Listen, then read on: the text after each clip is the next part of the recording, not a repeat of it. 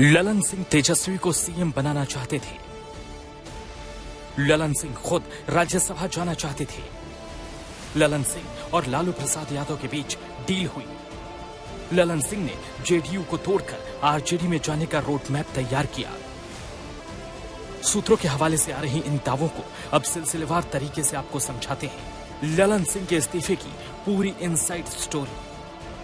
2024 की चुनावी जंग से पहले जेडीयू में परिवर्तन वाले अध्याय की जो तस्वीर दिल्ली से सामने आई है, उनकी पटकथा कई दिनों से लिखी जा रही थी।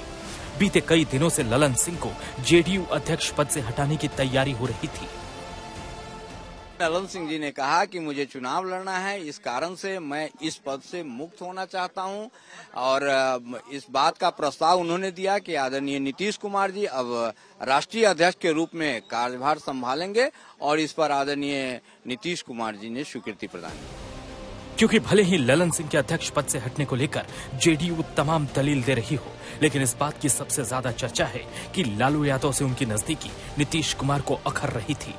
सूत्रों के हवाले से खबर यह है कि कुछ दिन पहले ललन सिंह ने तेजस्वी यादव को सीएम बनाने का प्रस्ताव नीतीश कुमार के सामने रखा और इस प्रस्ताव को मजबूती देने के लिए नीतीश कुमार के एक करीबी मंत्री को भी साथ ले लिया। जानकारी के मुताबिक ललन सिंह कोशिश कर रहे थे कि 18 साल सीएम पद पर रहने के बाद अब नीतीश तेजस्वी को कुर्सी सौंपने के लिए तैयार हो जाएं। बड़ी बात यह है कि ललन सिंह की यह कोशिश लालू यादव की जानकारी में हो रही थी और इसी के चलते नीतीश कुमार और ललन सिंह के बीच दूरियां बढ़ रही थी।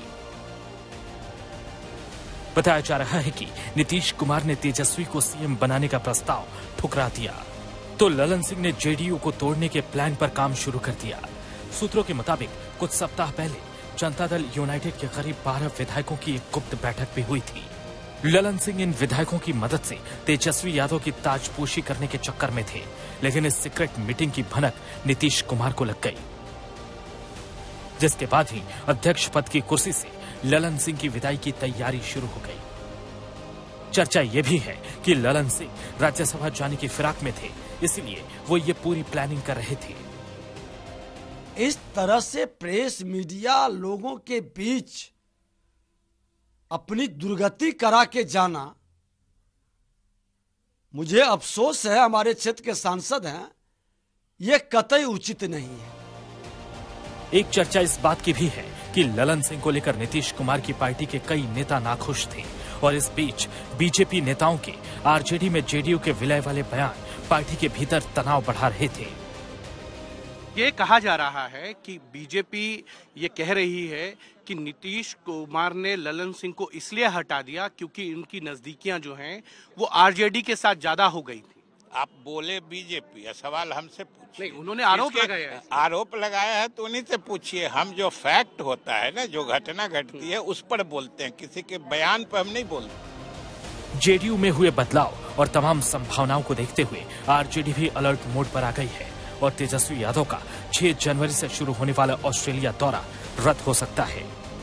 नए अध्यक्ष बने, उनका पार्टी का बिल्डर रहा, पहले भी अध्यक्ष रहे ही है, पार्टी के सर्वमान्य नेता भी हैं, तो बने हैं तो अच्छी बात है, तो शुभकामनाएं हैं। बिहार की सियासत में हलचल बढ़ी हुई है। नीतीश के फैसले के बाद महागठबंधन में खींचतान बढ़ सकती है, जो विपक्षी एकता के लिए भी खतरे की घंटी है।